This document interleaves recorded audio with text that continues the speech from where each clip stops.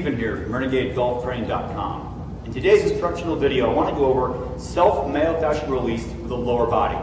Now, self-myofascial release is just a fancy term for self-massage, if you will.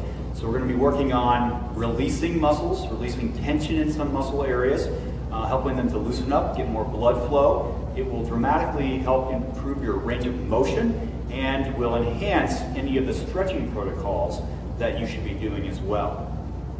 Now, there is some debate scientifically as to how foam rolling works, but to be honest, we've been using this for 15 years with golfers now, and almost across the board, golfers simply feel better, have improved range of motion, they're looser, and they swing better after doing some foam rolling.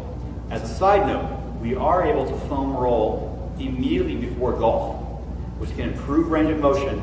Studies have shown it does not decrease power output temporarily like static stretching does. So there'll be a link down below to one of my static stretching before golf videos as well to make sure you're doing that properly. So let's get started. We have a couple different foam rollers here, but we're actually going to start out with a lacrosse ball. You can also, of course, use a golf ball, although a golf ball is a little bit too intense for some people initially. We're going to release what's called the plantar fascia on the bottom of the foot. So we're going to put the lacrosse ball, tennis ball, or golf ball onto the floor. I'm going to stand up. Now, the plantar fascia is on the very bottom of the foot. The fascial system runs all the way up through your body, your calves, your legs, to the top of your head. As a matter of fact, I've had a few golfers get rid of headaches simply by releasing their plantar fascia. So what you're going to do is you're going to put a good amount of pressure on the ball, the bottom of the foot, and start rolling it around underneath. Now, most people will find the arch is going to be the most tender. However, you want to explore the heel area and the ball of the foot area. When you do find an area that is most intense, focus on that. Go back and forth. You will be surprised. You'd be surprised at how much pressure you should be able to put on the bottom of your foot here without it feeling like pain. If you feel a lot of tenderness and a lot of pain, ease off a little bit, but it definitely means you need work, right? So you keep working back and forth there. Spend about 30 seconds or so per foot, and we're going to, of course, not do both sides for the sake of time in this video. But your feet should immediately feel better. As golfers, we're obviously asking an awful lot of our feet and our lower legs, so we want to make sure we keep them in good condition. Next, we'll go ahead and move on to some foam rolling. Now, there are several variations of foam rollers. This is the most useful. It's a 6-inch by 36-inch high-density foam roller. Here we have an example of a medieval torture device, a foam roller as well. This enables it to get further into the muscle tissue and release it even further. I would not recommend starting out with one of these, but certainly you can move into these as you get better and better at this. And I should say that some of these will be quite uncomfortable initially. However, with consistent work, they will become less uncomfortable, and some areas will disappear completely, from your discomfort zones. Okay, so I'm going to cover 4 or 5 of the most basic foam rolling for the lower body. Now, how do you know if you need to foam roll a certain area? Well, if you're working with Renegade Golf, of course, you've gone through a full assessment, and we would describe you which areas need to be worked on in terms of self-myofascial release. However, if you're not part of our team yet, you simply can foam roll the areas and see which ones hurt. It really is that simple. If you have discomfort more than just pressure, it means you probably need to work on that area until you can start having that tension dissipate. So we're going to start out with the IT band. Now, the IT band runs from your hip all the way down to the side of your leg, almost around the knee. So as it gets tight, it pulls the foot, flares the foot out. It can cause all sorts of different knee issues, and we certainly don't need any weaknesses in the knees, while we're golfing. So I'm going to go ahead and show this with the left leg. This is probably the most awkward of all positions for the foam rolling.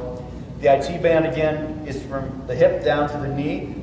We never want to roll over a joint, the knee joint, hip joint, never roll over a joint.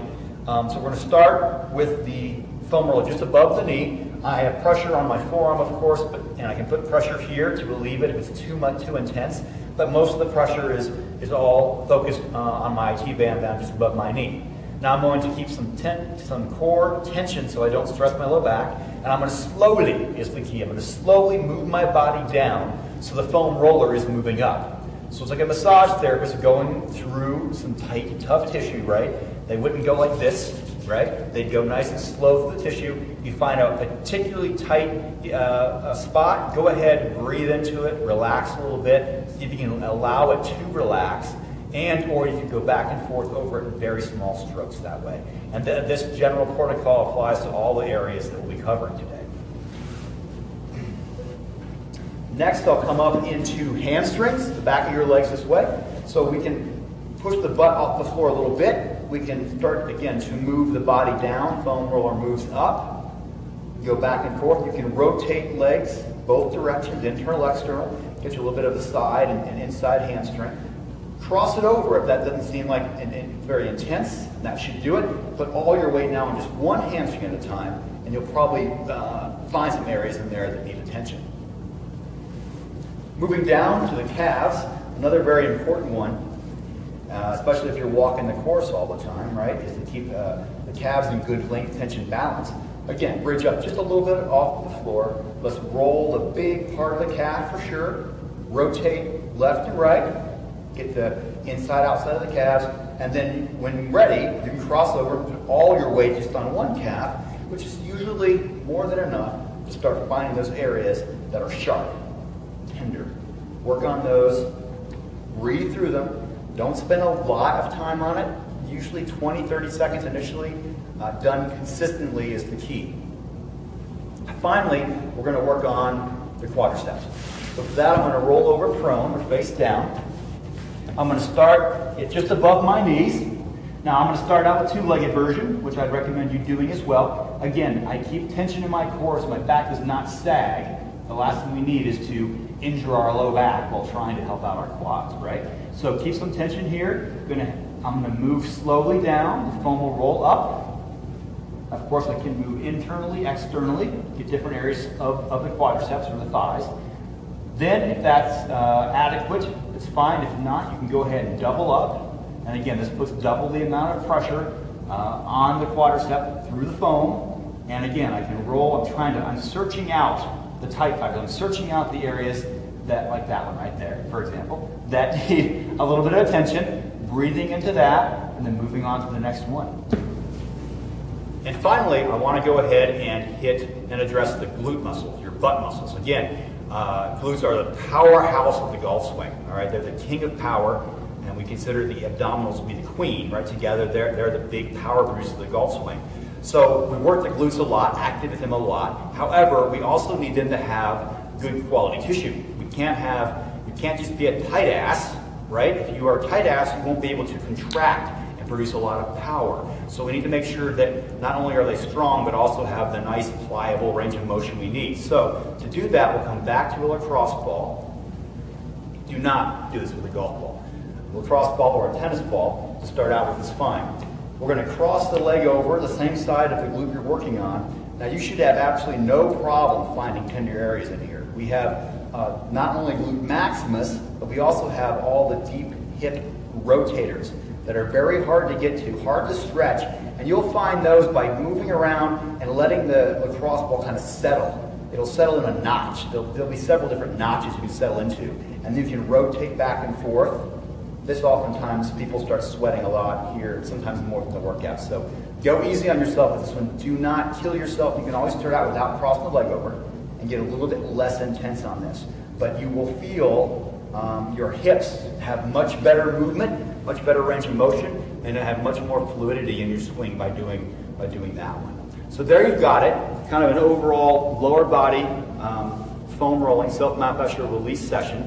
Figure out which ones feel like they need attention and address them on a daily basis. These can be done right before stretching, and they also can be done right before golf, unlike static stretching. So what I prefer you to do is go ahead, test these out. If you have any questions whatsoever, please leave the questions or comment in the comment section below, and I will get back to you.